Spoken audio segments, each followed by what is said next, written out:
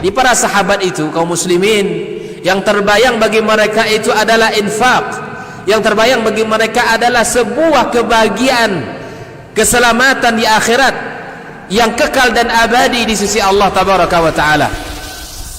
Semua kita boleh klaim sekarang. Kamu cinta Nabi? Cinta Ustaz. Cinta Nabi? Cinta Ustaz. Termasuk saya. Cinta Nabi? Cinta. Kapan tahunya? Besok di akhirat.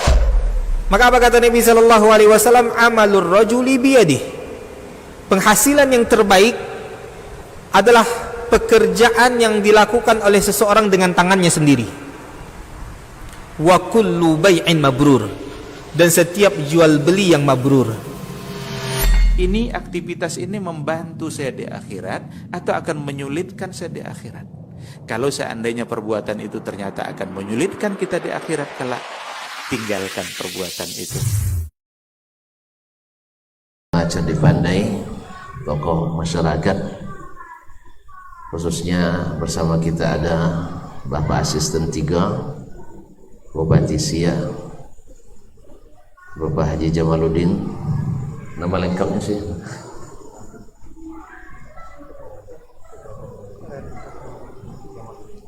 Dr. Andus Haji Jamaluddin MSI. Masya Allah, jazakallah khairan. Ini subhanallah, jazakallah khairan. Mudah-mudahan menambah semangat dan motivasi kita di sini, karena bagaimanapun dakwah ini selalu harus ada dukungan dari orang-orang kuat.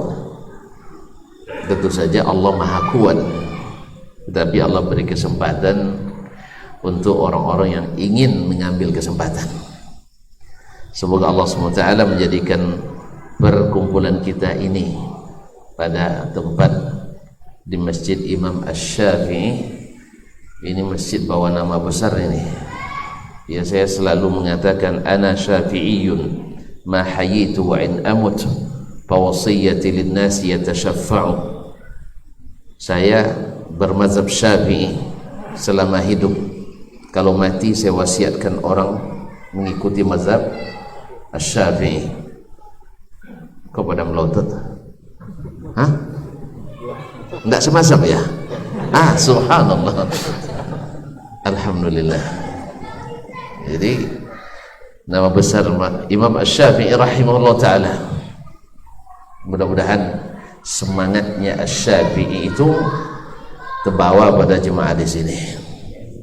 Ya, dari sisi manapun, di sisi manapun.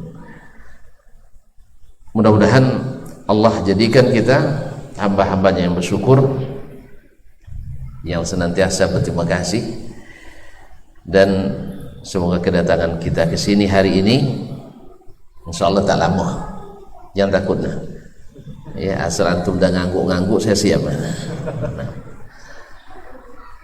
Mudah-mudahan selawat dan salam sebagai tanda cinta kita kepada Nabi alaihi salatu wassalam tak henti-henti setiap saat kita ucapkan, karena salawat dan salam itu adalah menyebabkan doa kita langsung dikabulkan. Nabi berkata, man shalla alayya salatan sallallahu biha alaihi asyra.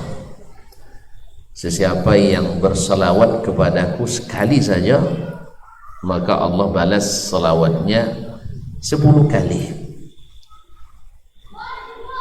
Dan Allah sendiri dan malaikatnya selalu cakap salawat ke Nabi alaihi salatu wassalam. Innallaha wa malaikatahu yusalluna 'alan nabi. Sesungguhnya Allah dan para malaikat mengucapkan selawat kepada Nabi. Ya ayyuhallazina amanu sallu alaihi wa sallimu taslima. Sesungguhnya Allah dan para malaikat sentiasa berselawat kepada Nabi alaihi salatu wassalam. Hai orang-orang yang beriman, ucapkanlah selawat dan salam kepadanya sebanyak-banyaknya. Yang bosan jangan kedekut ya, sebab orang yang disebut nama Nabi kedekut tak kalau tak ucapkan salawat dan salam kepadanya. Oleh itu Imam Ahmad rahimahullah, Imam Ahmad tahu kan, bukan kawan saya ini Imam Ahmad juga, Imam Ahmad bin Hanbal rahimahullah, Imam mazhab Hambali, mengatakan ahadzun nasi bi Rasulillah sallallahu alaihi wasallam ahlul hadis. Orang yang paling beruntung dengan Nabi sallallahu alaihi wasallam adalah ahlul hadis. Orang yang senantiasa bersama hadis, berkeyakinan dengan hadis, beribadah pakai hadis, nak bermuamalah ingat hadis, bahkan berakhlak dan beradab ingat hadis. Bahkan seperti kata Imam Sufyan Ats-Tsauri 161, beliau mengatakan law istata'ta alla tahukka ra'saka illa bil sunnati faf'al. Kalau kau sanggup tak menggaruk kepala kecuali pakai sunnah, maka lakukan. Jadi ada garuk sunnah. Kaum muslimin dan muslimat dirahmati Allah SWT. Kenapa? Karena ahlul hadis itu setiap disebut hadis tentu disebut nama Nabi alaihissalam, dan setiap disebut nama Nabi mereka bersalawat kepadanya, dan satu kali salawat Allah balas 10 kali. Apa makna salawat dari Allah? Ampunan dan rahmat. Seakan-akan kan baca salawat sekali seperti membaca Allahumma ghfirli, Allahumma arhamni 10 kali. Mana yang lebih senang? 10 kali Allahumma ghfirli warhamni belum tentu ijabah daripada membaca Allahumma salli ala Muhammad wa ala ali Muhammad. Mana yang senang? Sallallahu alaihi wasallam. Ma'asyiral kiram, memangnya antum dah siap? Dah siap belum? Baik. Ma'asyiral kiram, mungkin banyak teka-teki dalam pikiran antum, apa makna judul ini? Memangnya kamu sudah siap? Entah nak siap menikah, ini bagi yang oleh suami, entah nak siap poligami. Ma'asyiral kiram dirahmati Allah, sesungguhnya hidup itu pilihan. Pilihan. Segala pilihan yang kita tentukan ada konsekuensi dan kesiapan. Dan kadang-kadang pilihan ini tidak menentukan besar kecilnya orang. Ali bin Abi Thalib masuk Islam umur berapa? Ada Ali bin Abi Thalib masuk Islam umur berapa? Nggak tahu. Bil aja biar salah pun nanti. Umurnya berapa? 95? Angkat suara sikit. 19 tahun, 13 tahun. Kok kocik? Nggak suka makan nampaknya. Baik, Ali bin Abi Thalib kenal? Tahu Ali bin Abi Thalib? Siapa dia? Sahabat Nabi Mumtaz. Dia masuk Islam umur berapa? Umur? Cakaplah. Tak ada yang kemana? Ayahnya mana? Umur berapa? Sebenarnya tak tahu. Ya, antum jujur tak tahu itu jujur itu. Sini.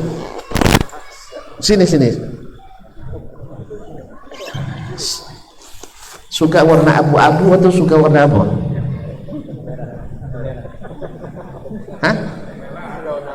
Jangan dibantu lah.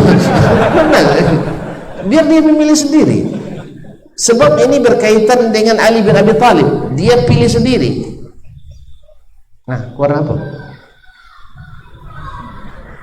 Merah. Jangan-jangan ayahnya tadi yang ngomong ya. Kalau merah tak apa-apa, saya bagi. Ada habis, ada satu. Silakan. Padahal jawabannya salah tadi tu. Tahu. Alhamdulillah. Pandai ya tuh ya. Memang udah kerjasama nampaknya. Ada ayah sini? Enggak. Alhamdulillah. Ayah tadi ngomong merah tu. Baik ikhwani billah. Ali bin Abi Thalib radhiyallahu ta'ala adalah sahabat yang paling kecil yang pertama masuk Islam. Subhanallah, yang pertama masuk Islam. Siapa yang suruh dia masuk Islam? Hah? Nabi mendakwah aja, dia tidak paksa dia, karena la ikraha fid din. Hah? Dia sendiri, ini pilihannya sendiri. Tapi sebelum dia menentukan pilihan itu, dia minta pendapat Nabi SAW. Untuk dia minta pendapat ke Nabi SAW, apa dia kata? Ya Muhammad, saya ingin masuk Islam, uridu muslim, lakin astasiru abi. Saya masuk Islam tapi saya minta pendapat ayah dulu. Pendapat ayah dulu. Ayahnya siapa? Abu Talib, orang yang pertama masuk Islam. Enggak, subhanallah. Dia masya Allah jasanya untuk Islam tak terbilang, banyak sangat, tapi tak menikmati kebaikan itu. Nah, kata Nabi SAW, la tastasir abak, jangan kau minta mesyuarat ke ayahmu. Kenapa? Kenapa? Hah? Ayahnya tak Islam. Kalau tak Islam, di ayahnya sendiri lemah dalam menentukan pilihan. Ayah sendiri lemah dalam menentukan pilihan. Buktinya dia yakin bahwa anaknya Muhammad SAW kan anaknya dia, anak saudara kandungnya, dan dia lebih mencintai Nabi Muhammad SAW dari anak-anaknya sendiri. Di situ sudah maklum Abu Talib mencintai Nabi Muhammad SAW lebih daripada mencintai anak-anaknya. Subhanallah. Tetapi dia lemah dalam mengambil keputusan. Dia tahu benar Muhammad SAW, tapi dia tidak bisa menetapkan pilihannya, sebab dia belum siap untuk menentukan pilihan. Sampai detik-detik terakhir akan meninggal dunia, Nabi masih berusaha untuk mengajaknya selamat daripada kekal di neraka. Ya am, qul la ilaha illallah kalimatan uhajju biha laka indallah. Katakan, wahai am, la ilaha illallah, kalimat yang nanti dengannya aku punya alasan memberikan syafaat untukmu di hari kiamat di sisi Allah. Di situ ada Abu Jahal. Itu masalahnya. Harusnya zaman mau meninggal gini jangan diundang lagi Abu Jahal kan itu.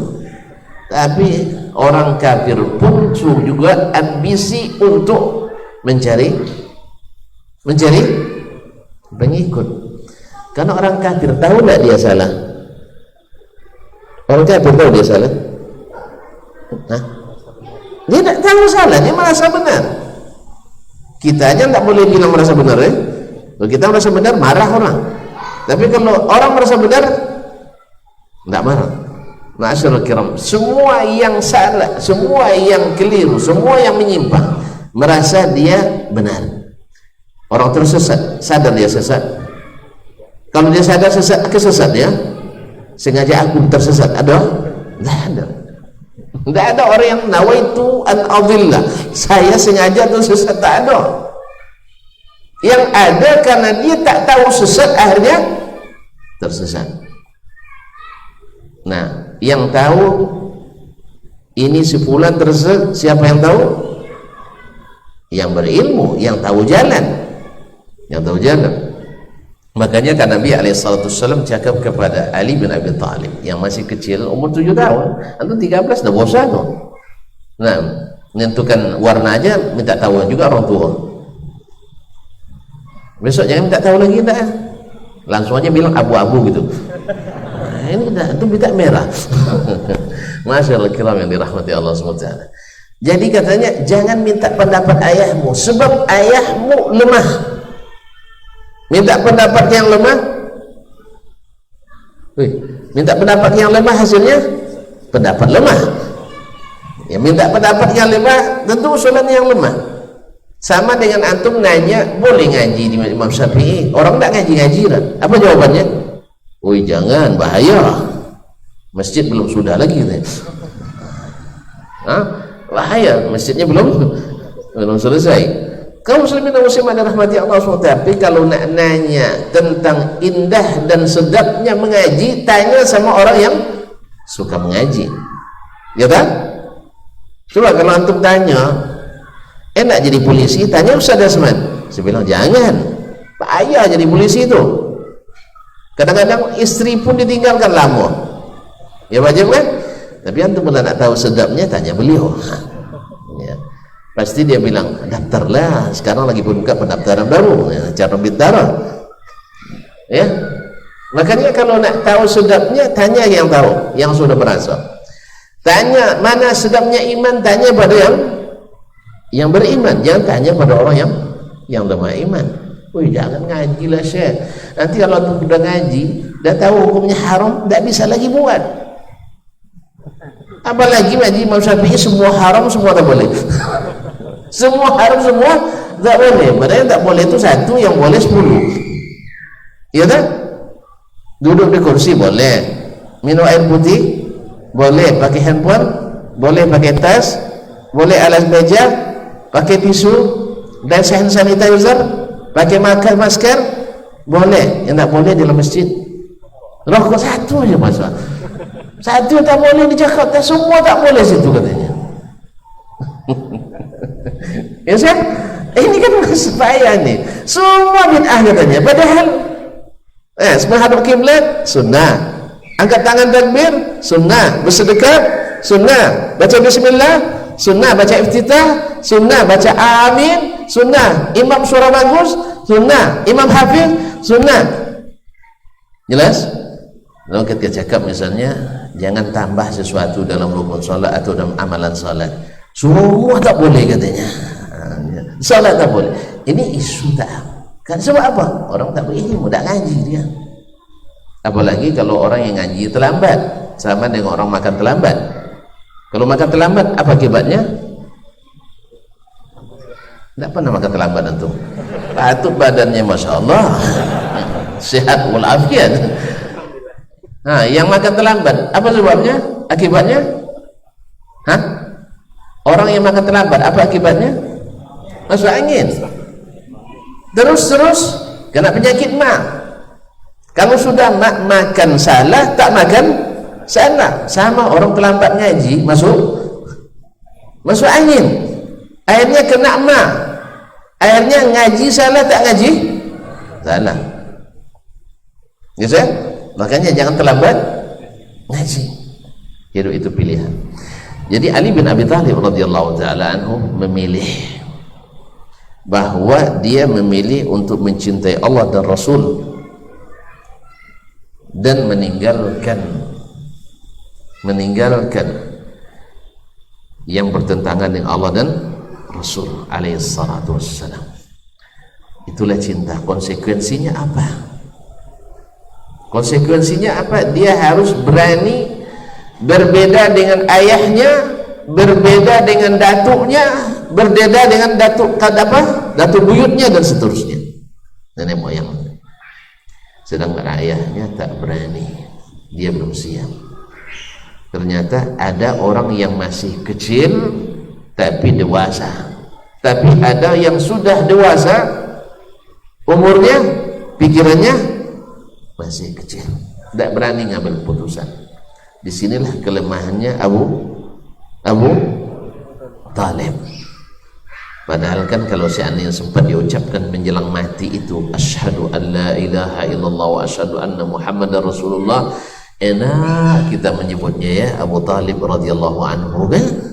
Tapi gara-gara dia tak mau mengucapkan satu kata itu saja, Akhirnya kita pun setiap menyebut namanya ikut bersedih karena kesedihan Nabi kita, kekasih kita Muhammad sallallahu alaihi wasallam. Nabi sedih luar biasa. Kenapa tidak bisa mengislamkan pamannya yang banyak jasa, yang mencintainya lebih atau mungkin seperti cintanya ayah? Tapi Abu Talib belum siap untuk itu. Ma'asyiral kiram dirahmati Allah SWT. Ketika Nabi Ibrahim alaihissalam, kenal kan Nabi Ibrahim? Kenal kan? Orang mana?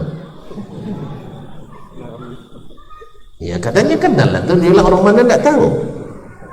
Kampungnya mana? Nabi Ibrahim kampungnya mana?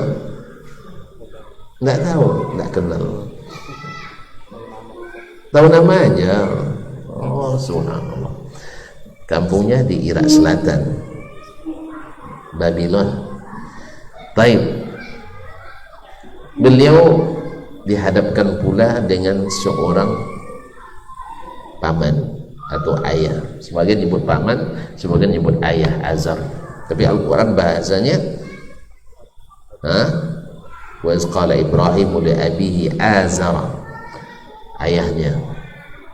Lepas dari apakah dia paman atau ayah, yang jelas dia juga berdakwah tauhid, dan ayah atau pamannya mendakwahkan syirik. Syirik dengan tauhid bisa bersatu? Tidak. Bahkan ayahnya pembuat patung. Nabi Ibrahim mendakwakan tauhid. Akhirnya Ibrahim alaihissalam harus pula memilih, dan dia siap dengan pilihannya.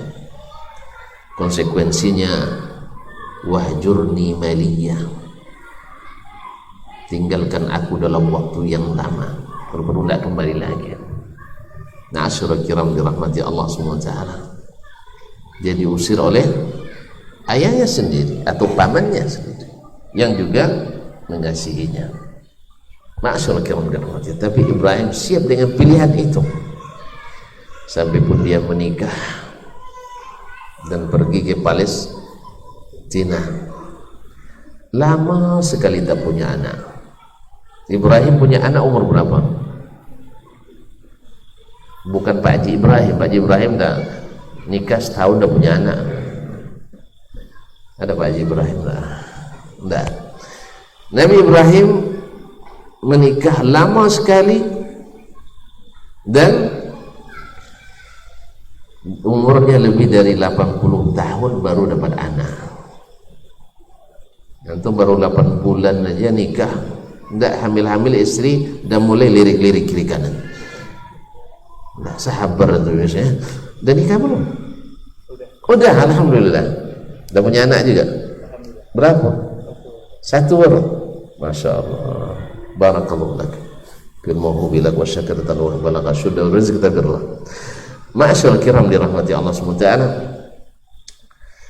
80 tahun. Antum nikah berapa tahun? 23 tahun. Sudah 23 tahun menikah? Oh baru nikah, ya Allah.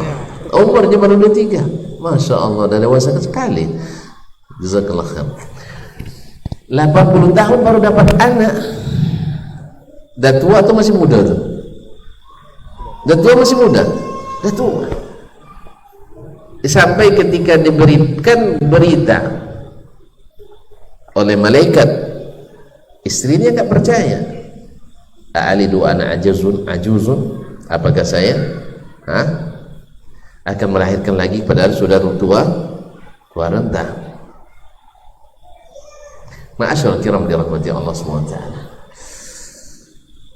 Tetapi Allah Maha Kuasa dan diberi anak.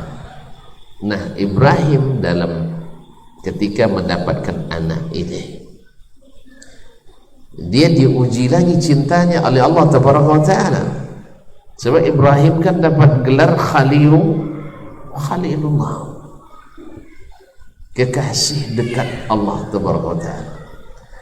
Nah sekarang apakah hatinya diisi dengan cinta kepada anak lebih daripada cinta kepada Allah Ta'ala? Maka Allah pun uji dengan ujian, jauhkan anak dan istrimu dari Palestina, diantar ke Makkah. Berapa jauh Makkah dari Palestina? Hanya lihat Google nanti, Google, hanya lebih kurang 1.200 kilo. Ya jarak sini Pekanbaru ya. Hah? Jauh 10 kali. 10 kali, Masya Allah. Kalau ke sini tadi 3 jam, berarti 30 jam. Berapa hari? Nah, sehari setengah ya. Masya Allah, kiram dirahmati, sehari seperempat. Ya itu kalau antum tidak berhenti ya akhi. Masa 24 jamnya di jalan terus sudah lah berhenti. Masya Allah, kiram dirahmati Allah. Disuruh mengantarkan anaknya ke tempat yang tidak ada berpenghuni dan tidak ada pula sumber penghidupan di situ. Orang tidak ada, barang tidak ada.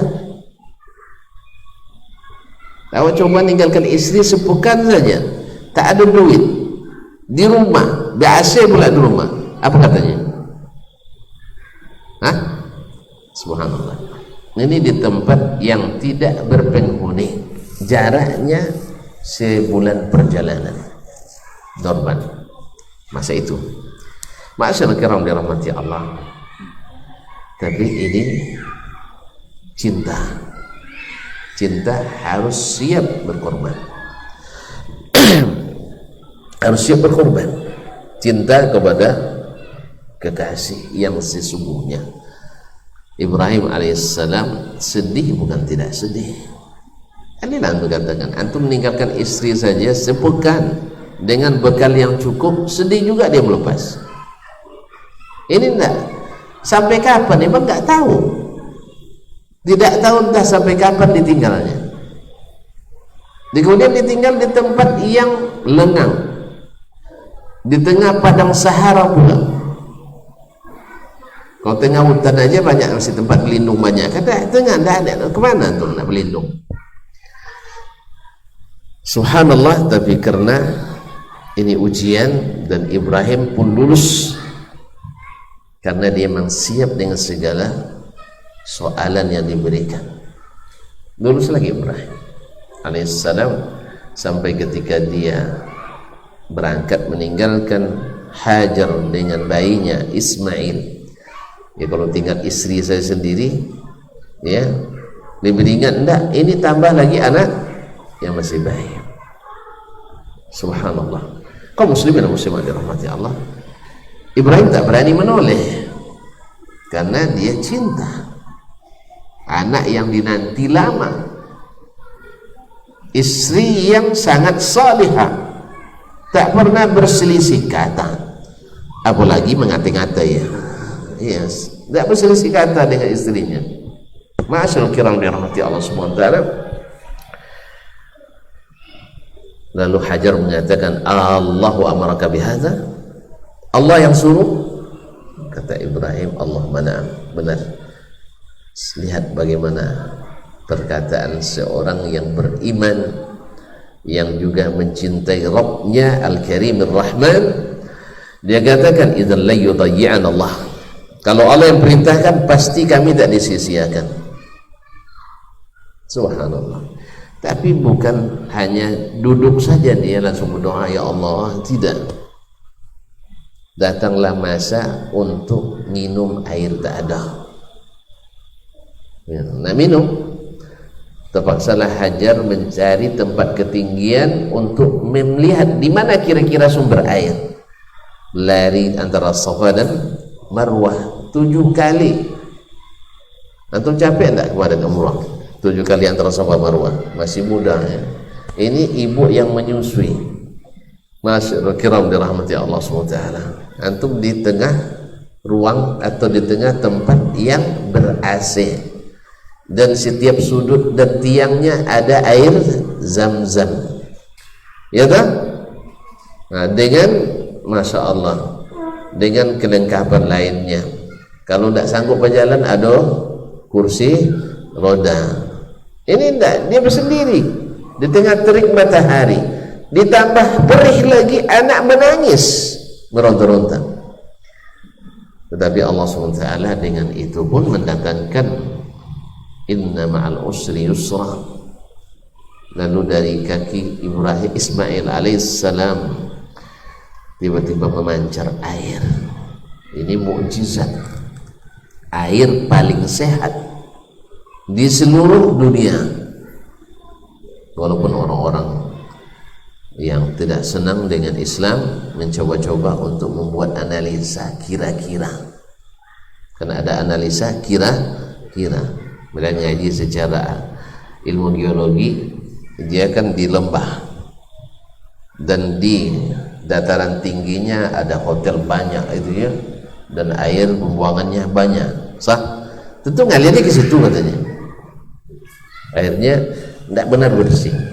Tetapi yang dengan jujur meneliti akan menemukan bahwa air paling sehat adalah ma'u zamzam dan penuh dengan keberkahan. Ya, bahkan Nabi katakan ta'amu tu'min wa shifa'u suqmin. Air zam-zam itu bisa menjadi makanan yang mengenyangkan dan bisa menjadi obat yang menyehatkan. Abu Sa'id Al-Khudri ketika masuk Islam datang ke Mekah, dia tidak menemukan makanan selama 18 hari 18 malam, tidak makan, dia hanya minum air zam-zam. Tapi saya tidak bisa, ya karena ada makanan. Kada ada makanan, saya belum bisa karena ada makanan. Coba tak ada makanan, insya Allah bisa. Ya, cuma kalau nampak juga makanan, apalagi ayam seekor depan kita kan, terus Bukhari, mana tahan. Nah, ini kaum muslimin dan muslimat dirahmati Allah. Jadi makanan yang mengenyangkan dan obat yang menyehatkan. Subhanallah, ditinggalkan, akhirnya menjadilah Ismail sebagai datuknya orang Arab. Ismail bin Ibrahim. Ismail menikah dengan salah seorang dari wanita Arab Bani Jurhum, yang orang pertama yang sampai ke Makkah setelah adanya air zam-zam tadi. Ma'asyiral kiram, singkat cerita, di saat Ismail alaihissalam sudah mulai remaja dan diharapkan bisa bekerja, tentu orang tua akan mulai bangga anaknya sudah mulai bisa mandiri. Falamma balagha ma'ahu as-sa'ya qala ya bunayya inni ara fil manami anni azbahuk fanzur madza tara. Subhanallah, belum selesai ujian lagi. Jadi kalau tuan mencintai keluarga, istri, sering diuji oleh istri, sabar ya, ini ujian cinta. Ya Pak ya. Nah, misalnya kalau sampai di rumah istri suka ceramah, dia cinta sama kita. Kalau tidak ceramah deh. Nah, kaum muslimin dan muslimat dirahmati Allah. Jadi pendengar yang baik ya. Di luar kita yang ceramah nanti ya, di dalam kena ceramah ya.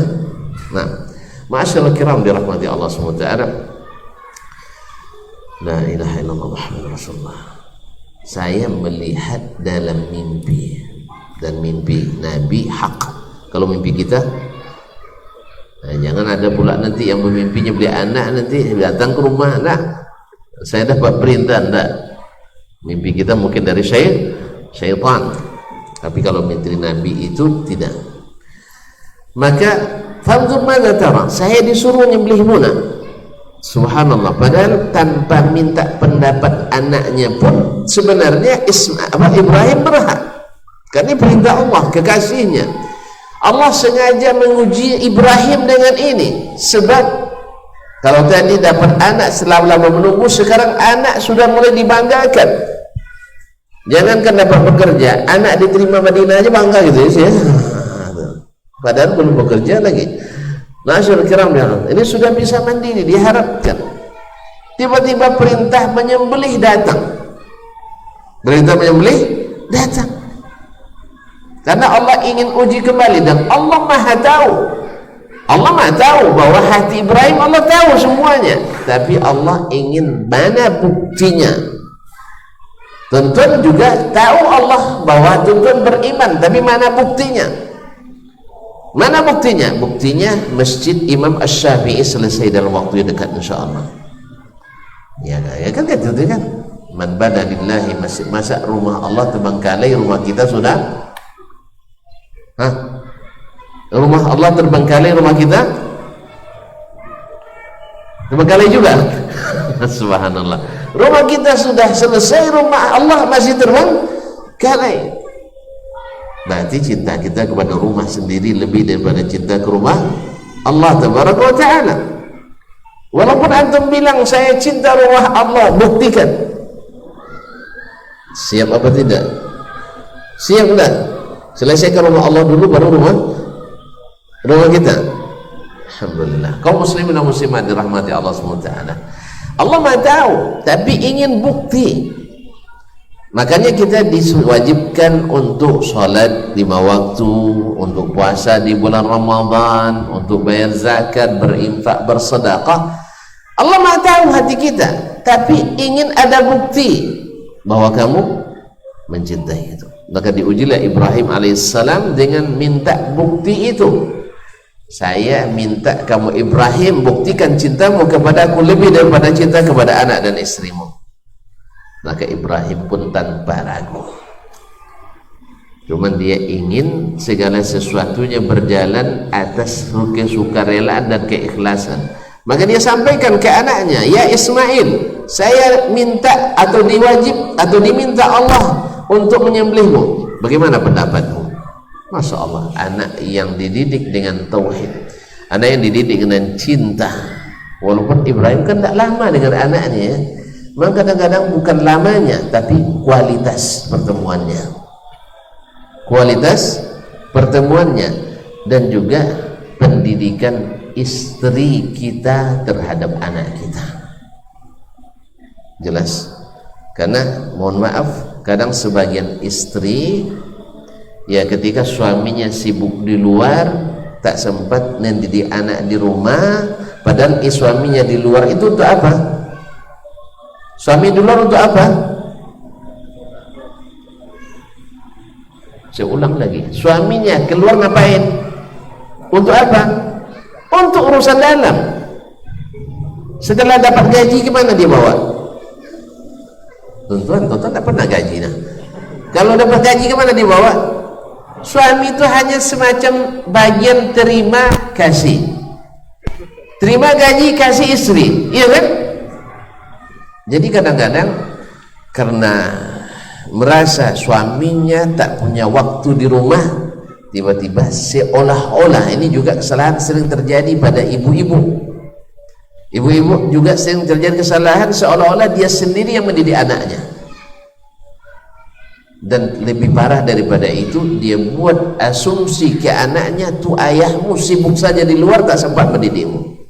Akhirnya anak hanya menganggap ibunya sendiri yang mendidik, ayahnya orang luar.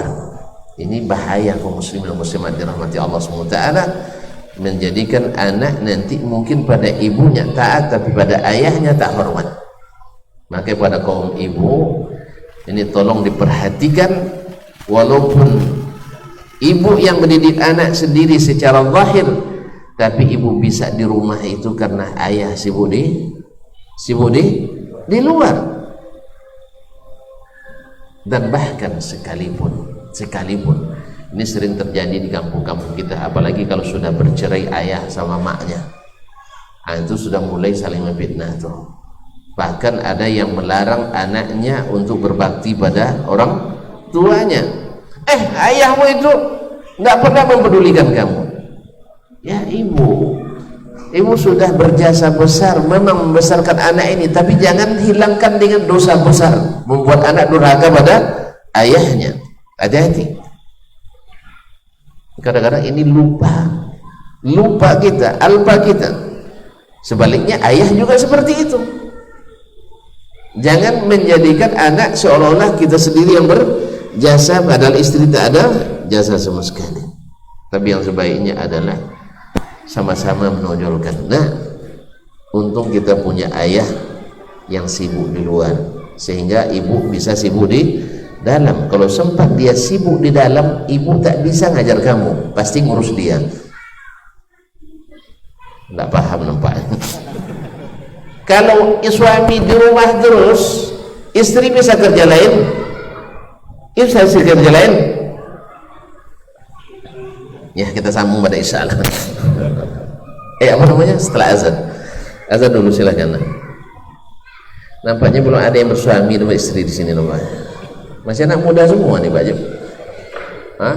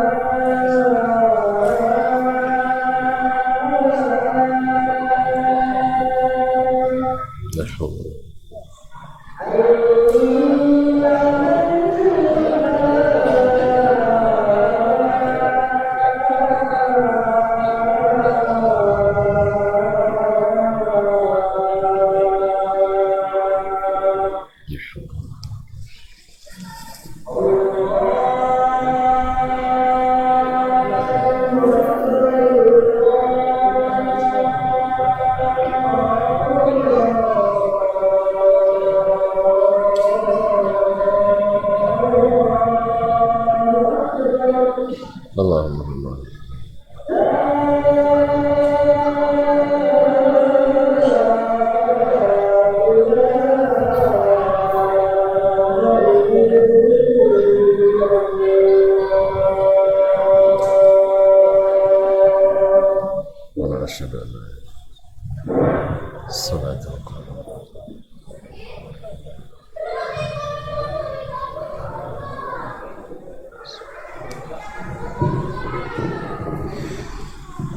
Ma'asyar muslimin, ma'asyar muslimat dirahmati Allah SWT.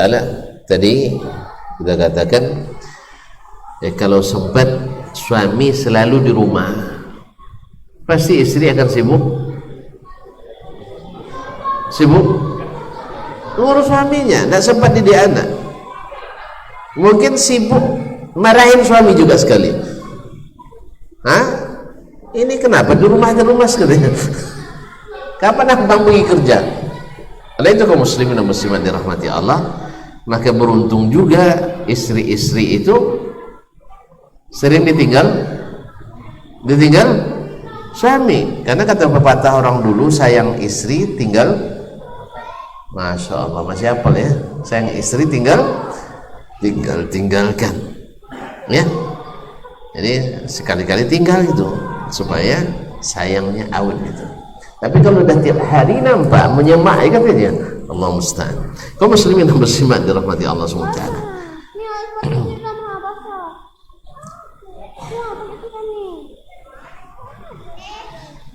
Ma'asyiral kiram yang dirahmati Allah SWT.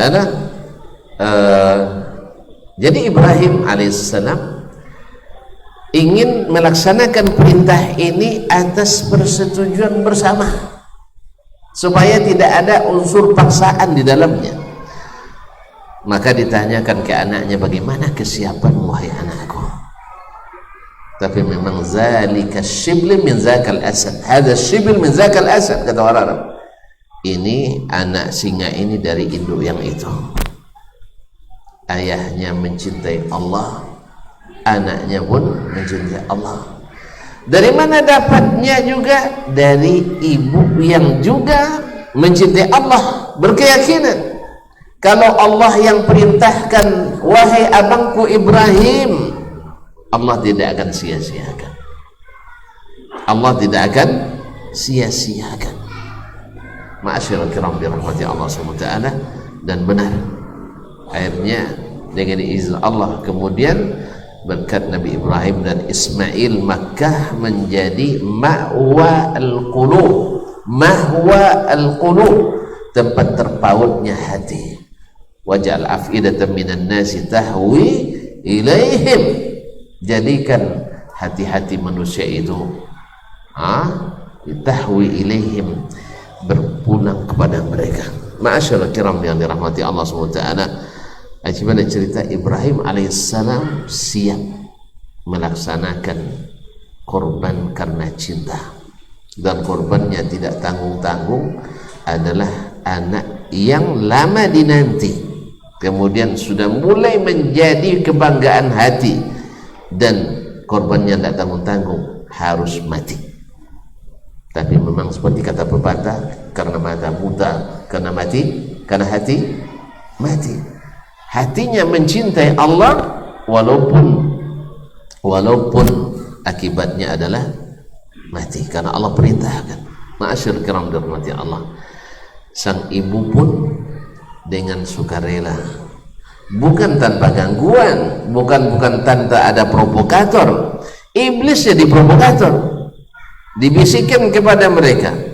Tetapi kalau memang iman sudah kokoh, apapun tekanan tidak akan mampu untuk menghadang. Akhirnya Ibrahim alaihissalam melaksanakan perintah. Lalu Allah kata, ayya Ibrahim qad saddaqtar ru'ya, wahai Ibrahim, engkau sudah melaksanakan apa yang kau diperintahkan dalam mimpi. Sampai akhirnya Ismail diganti oleh Allah dengan wa qadainahu bi dzibhin 'adzim. Allah terima korbannya, tapi Allah ganti dengan sembelihan yang besar, diganti dengan kibas. Ma'asyiral kiram dirahmati Allah. Itulah cinta. Siap menerima segala risiko, siap menerima segala konsekuensi. Siapa yang tak siap, tak sanggup walaupun dia orang besar. Siapa yang siap, dia akan lakukan sekalipun masih anak. Sekalipun masih anak kocik, ya, anak kecil. Ali bin Abi Thalib radhiyallahu ta'ala anhu bisa membuat keputusan yang dicatat dalam sejarah, yang merubah jalan kehidupan, sampai dia menjadi orang terhebat di antara sahabat yang keempat, menjadi khalifah yang keempat, sampai Nabi mengumumkan di halayak ramai di depan masyarakat sahabat, Abu Bakr as-Siddiq fil jannah, Umar bin Khattab fil jannah, Uthman bin Affan fil jannah, Ali bin Abi Thalib fil jannah. Kemudian disebutkan yang 10 lagi atau 6 lagi di antara yang 10 al-mubasysyirina bil jannah. Berkat apa? Berkat apa? Siap. Berkat dia siap untuk melakukan pilihan itu. Ma'asyiral kiram dirahmati Allah, siap dia. Apakah antum sudah siap? Hah? Siap? Berat dia sih. Cinta itu berat. Cinta itu berat. Antum tak akan sanggup. Sanggupnya? Cinta itu berat. Kaum muslimin dan muslimat dirahmati Allah SWT. Konsekuensinya tadi, Ali bisa memutuskan, ayahnya ragu memutuskan. Akhirnya Ali selamat, ayahnya tidak selamat. Jelas. Padahal dari keturunan baik-baik keduanya, dari orang yang berjasa. Ya, orang-orang Quraisy rata-rata berjasa dengan Ka'bah. Ada yang bagian pegang kuncinya, ada yang bagian pegang ininya, mengganti pakaiannya, ada yang bagian melayani tamu-tamu Allah SWT, ada yang bagian beri akomodasi, ada yang beri konsumsi dan sebagainya. Sampai-sampai Abdullah bin Jud'an itu kalau musim haji menyembelih 1000 ekor onta untuk dibagikan gratis. Hah? Awak si kukar kobo 7 orang minta kurang juga itu. Iya kan, musim haji ini kan kita nak korban nih. Dan ini menghidupkan semangat Ibrahim alaihissalam berkorban. Ibrahim diminta anaknya itu dikorbankan, dia tidak tawar-tawar. Ya Allah, tunggulah dulu 5 tahun lagi ya Allah, biar aku mati dulu ya. Hah? Enggak. Dan dia tidak minta ditunda, tidak, atau minta ya Allah kalau boleh saya ganti dengan 1000 ekor 1000 ekor onta misalnya. Enggak. Dia tidak tawar menawar, ikhwan. Makanya kalimat la ilaha illallah yang kita ucapkan, Muhammadur Rasulullah SAW kita ucapkan, konsekuensinya menerima dengan senang hati untuk hanya beribadah kepada Allah, menerima dengan senang hati tidak beribadah kepada Allah kecuali mengikut Nabi SAW. Hidup itu pilihan kawan. Antum siap? Siap? Alhamdulillah. Hidup itu pilihan.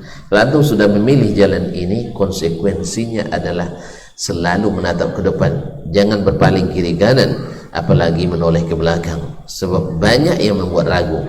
Ibrahim meninggalkan istrinya di Makkah, tidak mau menoleh, sebab menoleh itu akan membuat niat kita akan rusak kembali. Jelas? Jelas? Tapi jangan pula tidak pakai rem.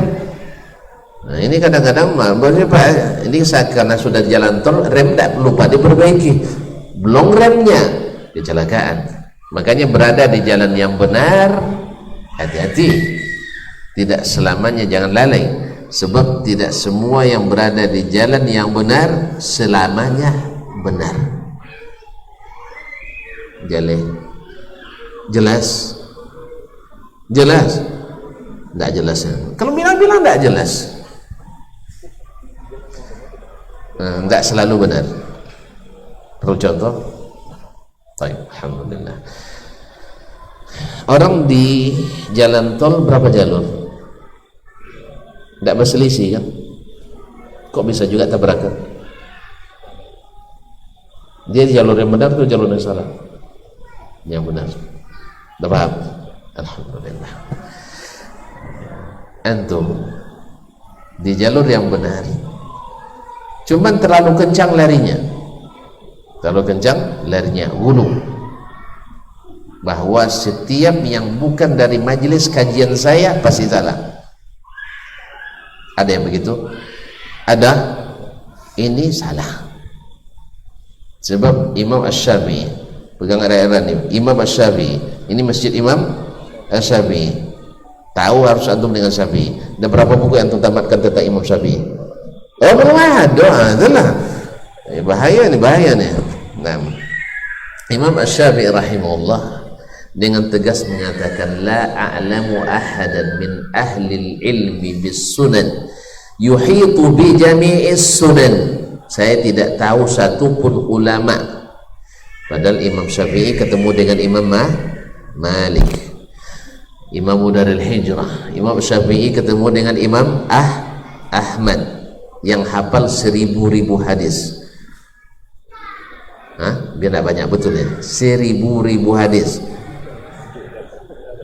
Ya, karena hafalan saya nak sampai segitu, jadi makanya 1000 lagi ya. Jadi kaum muslimin dan muslimat rahmati Allah SWT. Ya, kalau saya kalau hitung duit tidak berani bilang miliar, paling bilang 1000 juta, karena uang saya tidak pernah miliar, hanya juta, jadi tidak berani bilang miliar. Ya, kalau bahasa asisten banyak duit juga, maka kaum muslimin dan muslimat yang mati Allah, insyaallah tidak lama turun ke sini tuh. Iya, kalau tak ada di pemerintah, dari pribadi terima Pak Jam, dia pribadi terima kan? Alhamdulillah terima Pak Jamal, tidak apa-apa insyaallah. Ya, kalau perlu saya mau lobby, saya lobby nanti insyaallah. Kaum muslimin dan muslimat, kasihan ya rumahnya tak selesai. Rumah beliau pasti dah selesai. Kaum muslimin dan muslimat dirahmati Allah SWT. Jadi sampai di mana tadi sih? Ini gara-gara beliau tadi masalahnya. Nah, jadi tidak selalu di jalan yang benar tak ada kecelakaan, pasti ada. Jadi ada hulu, dan ada pula kadang berjalan di jalur cepat tapi kecepatan lambat, dan ini banyak. Itu makanya kaum muslimin dan muslimat, kenapa di tol Permai banyak kecelakaan Pak ya? Apa asalnya apa? Sebab yang masuk banyak yang belok-belok di pasar pusat. Sopir-sopir yang lama pasar pusat tuh belok-beloknya dibawanya kayak di pasar pusat, nak belok nak tengok dulu belakang, tiba-tiba begitu. Atau nak berhenti tidak patuhi aturan dan marka yang sudah ditentukan berhenti, sembarangan. Karena memang Allah musta'an, kita ini banyak seperti beragama juga, saya tahu tapi tidak saya laksanakan, kayak begitu. Jadi belum siap dengan konsekuensi tadi. Ma'asyiral kiram dirahmati Allah SWT. Nah, kesiapan tadilah yang membuat yang kecil jadi besar, yang besar jadi kerdil, tergantung kesiapan kita masing-masing. Dan ini dalam kehidupan juga seperti itu. Ketika antum sudah berazam, misalnya masuk sekolah, masuk pondok, kalau antum siap, insya Allah di pondok itu indah, nyaman. Tapi kalau belum siap, enggak. Sehingga ada yang pindah sampai 10 pesantren, ujung-ujungnya enggak tamat. Iya, karena di sini enggak nyaman. Apa kurangnya? Bantalnya kurang lembut. Pindah ke sana, bantal lembut, makanan kurang enak. Di sana makanan enak, bantal lembut, kasurnya dah berapa pula, dah lama. Pindah pula tempat pesantren lain. Allah musta'an. Jadi kalau muslimin semuanya dirahmati Allah, dia belum siap sebenarnya. Sama juga antum menikah belum siap, dikiranya menikah dengan bidadari surga. Enggak, antum menikah untuk dapat bidadari surga, ini belum bidadari. Ingat itu baik-baik. Makanya tidak bidadari. Kalau bidadari itu kalau dipandang nunduk dia. Kalau sekarang dipandang belalak, kita diseruduknya kita. Jadi oleh sebab itu, makanya jangan bayangkan bidadari. Sama juga sang istri menikah dengan suami, jangan kira ini pangeran impian, salah. Dia manusia biasa. Tuan-tuan perempuan menikah dengan dia bukan karena dapat pangeran surga, tidak, untuk masuk surga. Untuk masuk surga itu mahal, perlu persiapan yang dahsyat. Oleh sebab itu kalau antum mendapat Masya Allah 65% dari yang kau harap dari seorang istri, itu sudah nilainya 90 lebih itu. Jangan cari yang di atas 90 dah, payah nyarinya. Kecuali antum udah dapat 4, di sini 60, ini 65 baru sempurna nanti itu. Cuma Pak Asisten tidak kasih izin, apalagi ASN harus izin istri pertama. Dulu izin tidak cukup Pak, sekarang tambah lagi harus tanda tangan di pengadilan agama. Ini yang payah tuh. Kalau tanda tangan aja tuh dirayu malam hari, pas dikasih hadiah, misalnya terima gaji kasih hadiah, kasih amplop merah jingga untukmu tersayang, misalnya kan. Itu bawa, ini bisa ditekan ya dek katanya. Mungkin ditekannya, dia tidak baca lagi karena sudah senangnya luar biasa kan. Apa nih bang? Ini surat izin adik abang dimutasi. Maksudnya mutasi di rumah ini ke rumah kedua. Dia dengan kata mutasi kan tidak paham juga kadang dia kan. Akhirnya ayolah ditekannya. Akhirnya datang panggilan resmi dari pengadilan agama kepada yang terhormat Ibu Hajah Fulana, dimohon hadir tanggal sekian. Rupanya ditanya, ibu yang tanda tangan surat ini? Iya. Ibu tahu istri apa namanya isinya? Tahu. Bapak ibu sadar. Coba dibaca lagi bu, katanya. Dibaca. Oh enggak, pasti bukan ini yang tanda tangan, katanya bapak mutasi gitu. Jadi kaum muslimin dan muslimat dirahmati Allah, jadi mencari sempurna tak ada. Jadi ketika antum sudah siap untuk menikah, maka siap dengan segala konsekuensinya. Siap untuk mengaji, harus siap dengan segala konsekuensi. Siap mencintai Allah Taala, harus siap dengan segala konsekuensinya. Siap berkorban di hari raya korban, siap pula dengan segala konsekuensinya. Makanya konsekuensi korban itu adalah ini milik Allah, bukan milik panitia, bukan milik peserta korban, tapi milik Allah Taala. Maka serahkan pembagiannya kepada Allah. Tak ada hak kita di dalam itu kecuali yang Allah berikan. Jelas? Ini kadang-kadang kan sebagian ingin mengatur pula di situ, ingin mengatur. Kadang-kadang ada yang lucu, kulit kalau dijual laku, dibagi tak ada yang mau. Ada rumusnya di Indonesia itu, kalau dikasih gratis tidak mau, disuruh beli mau. Ada? Hah? Saya ulang lagi. Kalau di Siak ini, kalau tuan kasih beras 100 kilo gratis, tidak mau dia, tapi bayar dengan ongkir sekali mau. Saya ulang lagi lah, tidak paham nampaknya. Ada kita antarkan beras dari Pak Asisten 100 kilo, tapi bayar mau dia terima. Kalau gratis tidak mau dia terima. Ada di sini? Serius ini? Ada? Belum lagi ada pembagian, baru kabar angin saja, kabar burung aja. Namanya nggak juga proposal tuh Pak ya. Belum ada lagi. Tulo-tulonya kata orang Maginang belum ada lagi. Namanya proposal masuk. Apalagi kalau diantarkan. Jelas? Jadi tidak masuk itu. Kalau dijual laku, dibagi tak ada yang mau, tidak ada masuk. Rupanya masalahnya adalah panitia bikin kebijakan khusus, yaitu mesti dibagi sama banyak. Ini kan siapa yang buat aturan mesti sama banyak ini? Allah atau panitia? Allah atau panitia yang buat? Panitia kan? Makanya aturan panitia tak boleh mengalahkan aturan Allah Taala. Nah kalau sudah dapat segini kulit itu apa? Hah? Bikin kerupuk jange tidak bisa, gulai kikil tangguh, iya kan? Ini tak ada yang mau. Makanya tidak ada kewajiban mesti sama banyak. Yang ada adalah bebas kepada peserta membagi siapa yang mau. Saya nak kasih sebulan 2 kilo silakan, saya nak kasih bulan 20 kilo silakan. Tidak ada protes dalamnya. Ini kan pada asalnya korban itu dilaksanakan masing-masing. Diselesaikan masing-masing. Yang kedua, saya ingin juga usulkan di sini kalau mau. Ya, siapapun yang mendengar, ini usulan. Selama ini kan kita bagi korban berdasarkan kakak, betul? Berdasarkan kakak. Kakak itu apa? Kepala keluarga. Tanpa mempertimbangkan berapa orang anggota keluarganya. Ini keluarga baru nikah, ya anaknya baru 1, belum pandai pula makan, dapat 2,5 kilo. Oh yang ini anaknya 9, semuanya nganggu nak makan. dia kasih juga 2,5 kilo. Di mana adilnya? Tidak adil itu. Ini mohon maaf ya, ini usulan aja, diterima bagus, kalau tak itu urusan tuntun lagi ya. Jadi kalau saya usulkan bagian itu berdasarkan anggota keluarga. Kalau 3, nah misalnya dia ada korban ini 1.000 kilo, dihitung dengan kepala keluarga mungkin 200 kan, tapi dihitung dengan anggota keluarga mungkin 1.000, anggap 1.000, berarti dibagi 1.000 ini per orang, bukan per kepala. Jadi kalau 10 anggota keluarganya dapat 10 bagian, kalau 9 dapat 9, kalau 3 dapat 3, supaya nanti yang punya anak 1 semangat nambah anak tahun depan.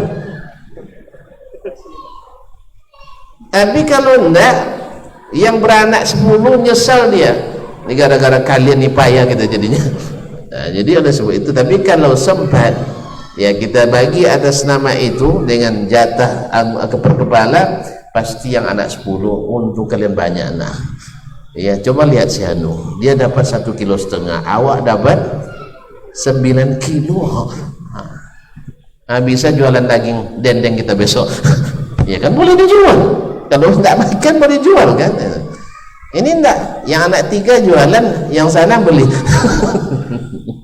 Kaum muslimin dan muslimat, ini usulan aja ya Pak Ketua, silakan kalau diterima alhamdulillah, kalau tidak ya itu juga tidak wajib, karena tidak mesti sama banyak. Nah kalau tadi, makanya Nabi larang kita menjual dan ngasih upah dari bagian manapun dari korban itu, karena ini milik Allah SWT. Maka bertakwalah kepada Allah ya. Lalu kalau ada yang mau, kan tadi yang beli tadi mau gratis atau enggak? Yang membeli tadi kalau saya kasih gratis mau enggak?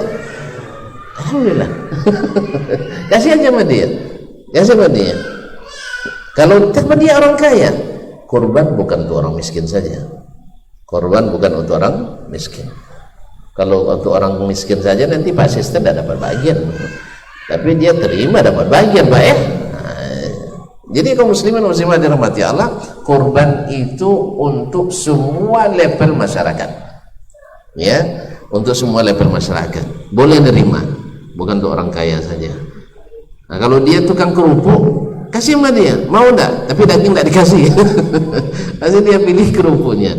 Mana tahu selepas itu datang kiriman kerupuk 1 truk ke sini kan? Boleh? Boleh enggak? Boleh. Pas ada kajian tabligh akbar seperti ini, wih, teringat dia dulu saya dapat 9 kulit dari Masjid Imam Asy-Syafi'i rahimahullah ta'ala. Kalau gitu saya kirim kerupuk, saya mandikan orang itu dengan kerupuk sekarang ya gitu kan. Pas nganter nampak dia ini masih nampak ini bajaringan ini.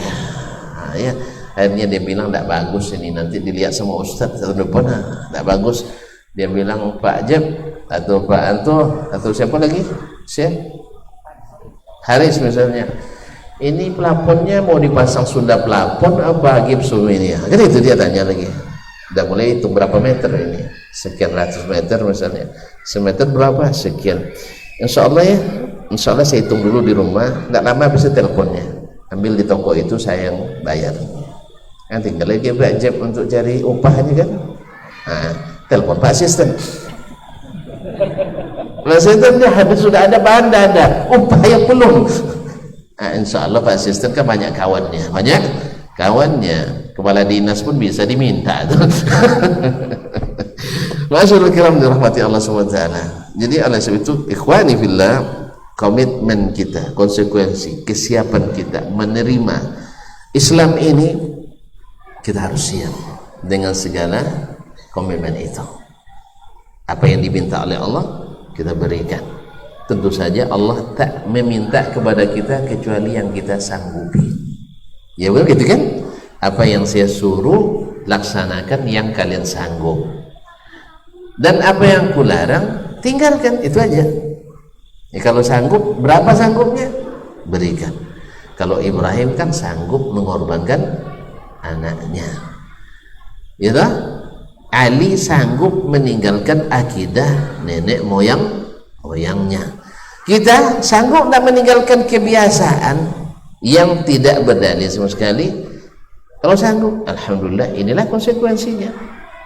Nah, bukan dari sisi kalau ya masalah khilafiyah, ya kita harus berlapang dada. Ada ulama berpendapat ini, ulama berpendapat ini, wajar.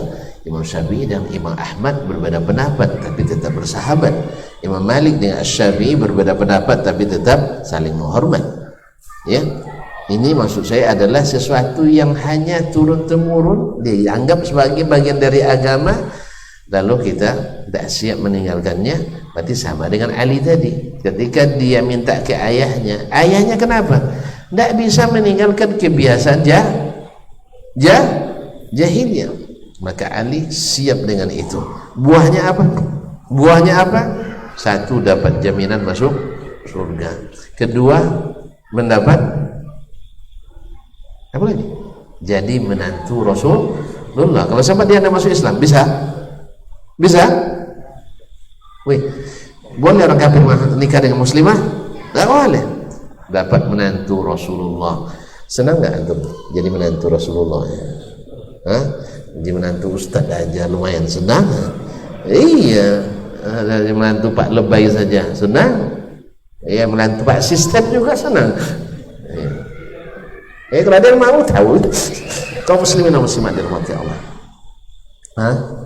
Baik, kaum muslimin dan muslimat dirahmati Allah SWT.